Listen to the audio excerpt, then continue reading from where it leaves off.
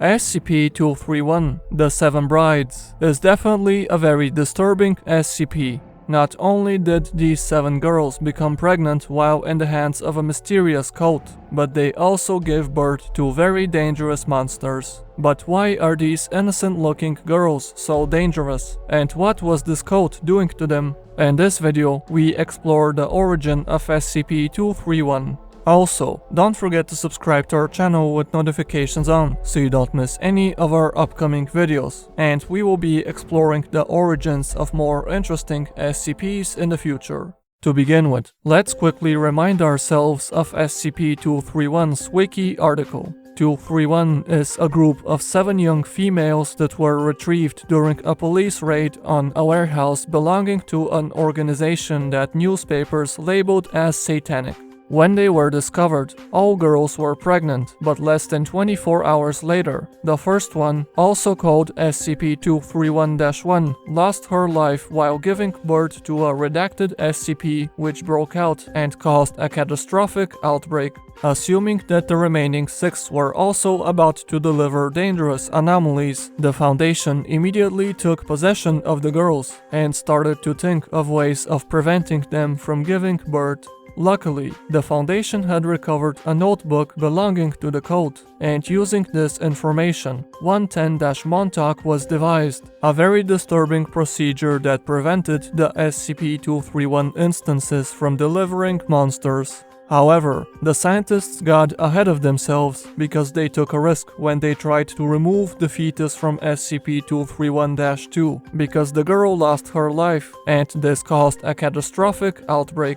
As a result, they decided to stick to the protocol, but they were not strict enough because girl number 3 ended her own life, and once again, disaster struck.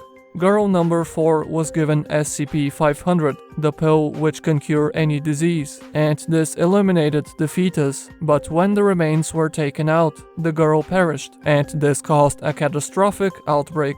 Having seen how dangerous SCP-231's outbreaks can be, the Foundation decided to stop experimenting, but regardless, SCP-231-5 lost her life while giving birth as a result of false implementation of the procedure, and the 6th girl tried to escape and was terminated, both cases causing disaster once again. As such, only SCP-231-7 remains, and the agency is taking every possible measure to ensure that Procedure 110-Montauk is performed correctly, so that the last girl remains alive and doesn't give birth. And based on the destruction that the first 6 girls caused, it's widely believed that SCP-231-7 will cause an XK-class end-of-the-world scenario. But unfortunately, this is just about everything we can learn about SCP-231 from its wiki article, so if we want to learn more about the girl's origin, we will have to find other documents. If we search for SCPs that are related to 231, the first thing we find is a striking similarity between the last girl's name, SCP-231-7, and another SCP anomaly, namely 2317. SCP-2317 is a door to an alternate reality, which on first glance appears to be a salt pan. Also, next to the door, 7 tall pillars are to be seen, which extend for more than 200 meters below the surface. However, further examinations have revealed that below the surface, a spherical empty space with a radius of 100 kilometers is present, inside of which a 200-kilometer tall entity is to be observed. This huge monster, also called the Devourer of Worlds, appears to have 7 heavy hooks embedded in its back, which attach to 7 chains which connect to the 7 pillars seen on the surface. At the time of discovery,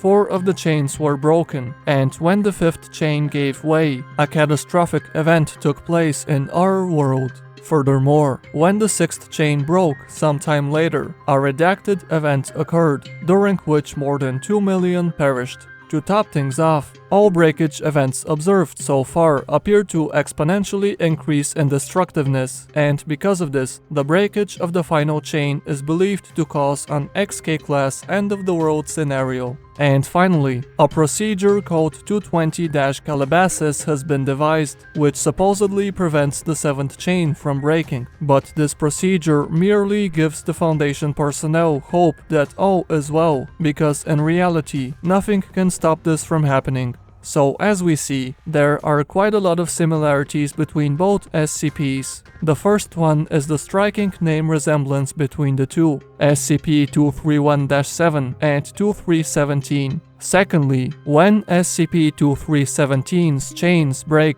a catastrophic event occurs, something which also happens when an SCP-231 instance perishes or gives birth. Thirdly, 231 originally consisted of 7 girls, and the Devourer had 7 chains at first, but now only 1 chain remains intact and only SCP-231-7 remains alive. Furthermore, both SCPs are believed to cause an apocalypse when their final outbreak takes place. And finally, both anomalies' apocalyptic outbreaks are kept at bay using rituals that bear similar names. One is called 110-Montauk and the other is called 220-Calabasas. Definitely a similar naming pattern. All this implies some sort of connection between SCP-231 and 2317. But what exactly? Well, in order to answer, we need to find other SCP documents. If we search for more SCP-231 references, we find an SCP tale that will help us piece everything together. This tale explains how in ancient times, a god was born by the name of Karak, who hated existence and wished the world didn't exist. In order to gain power, he consumed his brothers and sisters and grew stronger on their essence. But as his power grew, so did his hatred for all existence, and he vowed to destroy the entire universe. Slowly but surely, he defeated his fellow gods, and his kingdom grew larger and larger. But in order to consolidate his power, he needed children, so he forcefully took a goddess by the name of Sana and lay with her for 7 days and 7 nights, until she was broken beneath him. When this was completed, he rose in her remains and called himself the Scarlet King. 7 girls were born of Sana, and the Scarlet King immediately took them by force and made them his own brides. The 7 girls then gave birth to 7 ranks of abominations, who became the Scarlet King's most loyal servants and were to help him on his quest to end the world. For those not familiar, the Scarlet King is an SCP-001 proposal that has been attempting to enter our reality for hundreds of years, and it's believed that should this entity enter our world, it will cause an XK-class end-of-the-world event. So as we see, this SCP tale makes several references which remind us of SCP-231. To begin with, the Scarlet King is said to have had 7 brides, and 231 consists of 7 girls. Secondly, the Red King's brides gave birth to creatures that would help him destroy the world. And when SCP-231 instances give birth or lose their lives, catastrophic events always take place.